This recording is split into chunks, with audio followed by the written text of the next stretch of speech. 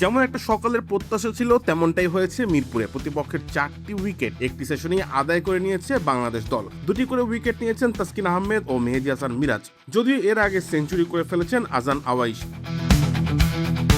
মিরপুরে সেই নাহিদ রানার বলেই সিঙ্গেল নিয়ে সেঞ্চুরির মাইলফলকে পৌঁছে যান তিনি। আগের দিন নাহিদের বাউন্সারে জর্জরিত হয়েই টেস্ট ক্রিকেটে যাত্রা শুরু করেছিলেন। অভিষেক টেস্টেই সেঞ্চুরি করাদের মধ্যে তিনি 14তম পাকিস্তানি। সেঞ্চুরি পর অবশ্য তার ইনিংস বড় হয়নি। স্লিপে দাঁড়িয়ে তাসকিন আহমেদের বলে দারুণ এক ক্যাচ নেন নাজমুল হোসেন শান্ত। বাংলাদেশের অধিনায়কের হাতে ক্যাচ দিয়ে আউট হওয়ার আগে অভিষিক্ত আজান করেন 103 রান। দিনের সেটাই বাংলাদেশের প্রথম সাফল্য।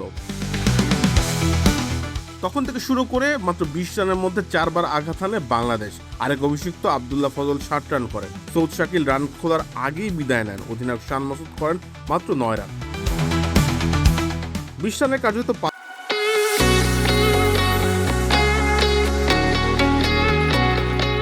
5টা উইকেটই হারাতে পারত পাকিস্তান। সালমান আলী আগা আউট হয়ে সাজঘরে ফিরে যাচ্ছিলেন। তাকে উইকেটের পেছনে ক্যাচ বানিয়ে উল্লসিত ছিলেন তাসকিন আহমেদ। পাকিস্তানের 6ষ্ঠ উইকেটের পতন।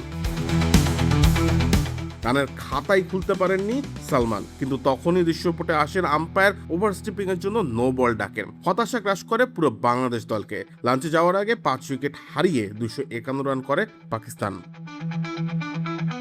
কাউসার মুজিব, অপূর্ব, খেলা 71।